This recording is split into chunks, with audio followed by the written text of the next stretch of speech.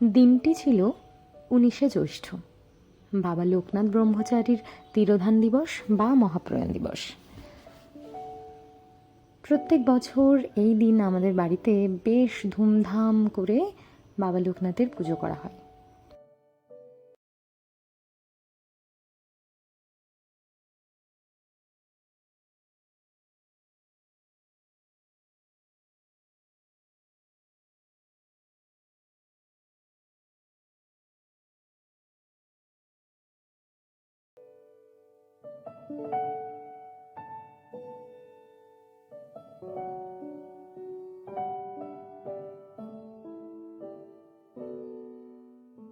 এই যে কালকে ঠাকুর রং করার পর বেশ নতুন মনে হচ্ছে।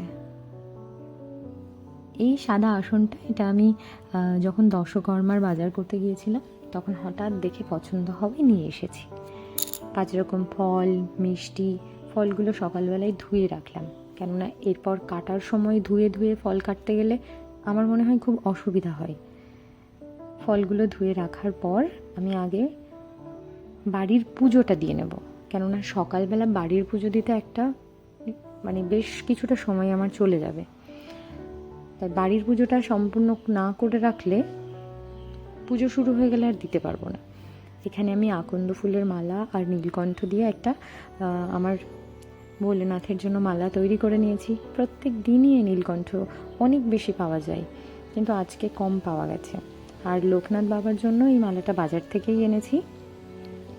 সকাল সকাল পুজোটা দিয়ে ভোগ রান্নার জন্য সমস্ত আয়োজন করে ফেলতে হবে, কেননা ঠাকুর মশাই বলেছেন 11টার মধ্যেই চলে আসবেন। তাই 11টার মধ্যেই সমস্ত ভোগ, পুজোর আয়োজন সবটা শেষ করতে হবে। তাই পুজো দেওয়ার পরেই এখানে সমস্ত সবজি, 5 ভাজা করার জন্য যে সমস্ত সবজিগুলো লাগবে সেগুলো আমি ধুয়ে নিচ্ছি।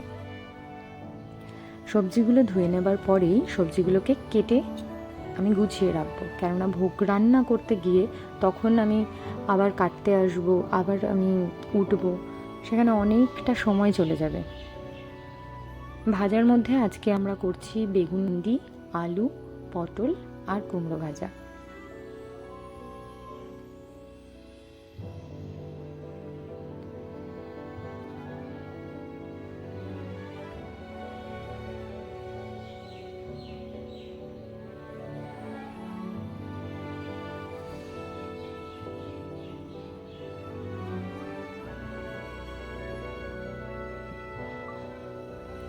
পুজোর এই ছোটো ছোটো কাজগুলো করতে আমার খুব ভালো লাগে।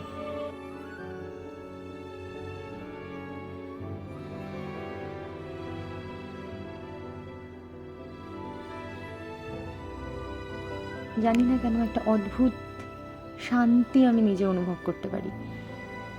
আমাকে দেখেই বোঝা যাচ্ছে সকালবেলা পুরো কাকতাড়ুয়ার মতো আমি চলে এসেছি, স্নান করেই চলে এসেছি, মাথাটা আঁচড়ানোরও সময় পাইনি। এইদিকে আতপ চাল আর মুগ ডাল মামনি আমাকে বের করে দিয়েছে।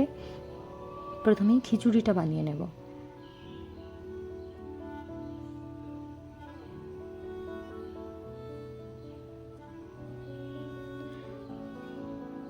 খিচুড়িটা আমাদের গ্যাসের ওভেন যেহেতু একটাই, হতে বেশ সময় লাগছে, তাই পাশে আর একটা ইন্ডাকশান ওভেনে 5 ভাজা করার কথা রয়েছে। সেই 5 ভাজাটা আমি ইন্ডাকশান ওভেনে করে নিচ্ছি।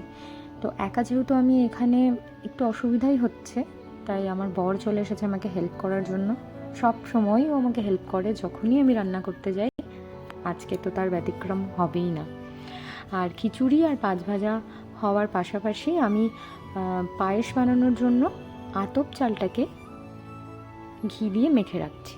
আতপ চালটা ঘি দিয়ে মেখে রাখলে সুন্দর একটা গন্ধ পায়েস থেকে বের হয়।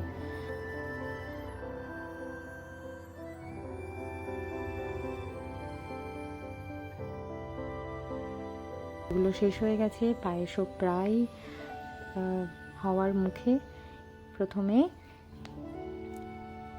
সুজির পায়েসটা শেষ করে তারপরে শেষে লুচিটা ভাজবো, কেননা এই কড়াইটাতেও আমার লুচি ভাজার জন্য আবার লাগবে।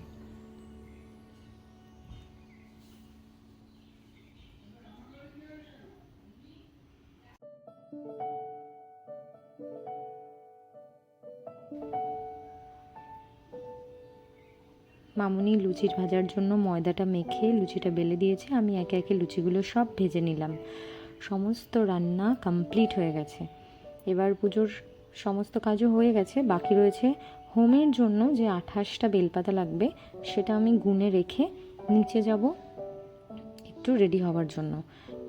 আর রেডি হয়ে এসে আমি ভোগগুলো পাত্রে পাত্রে তুলে ঠাকুরের কাছে দিয়ে দিলাম। এবার একটা অদ্ভুত শান্তি লাগছে।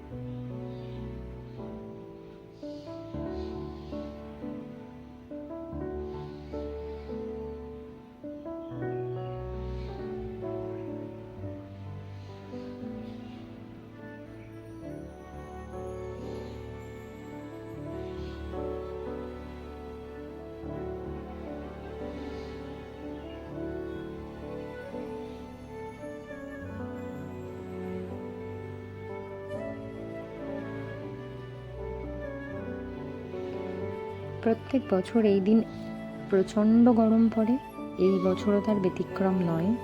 পাশে হোম হওয়ার জন্য আগুনের একটা ভীষণ তাপ মুখে লাগছিল। যাই হোক, সমস্তটা ভালোই সম্পন্ন হয়েছে। পুজোর শেষে তেষ্টায় গলা শুকিয়ে আসছে। আমি জানি এরমটা হবে, সেজন্য আগেই আখের গুড় এনে ভিজিয়ে রাখা হয়েছিল। এইবার সেই গুড় ভেজানো জলটা নিয়ে এসে লেবু লবণ দিয়ে আমরা একটা শরবত বানিয়ে সবাই খাবো, কিছুটা রেস্ট নেব, তারপর আমরা প্রসাদ নেব।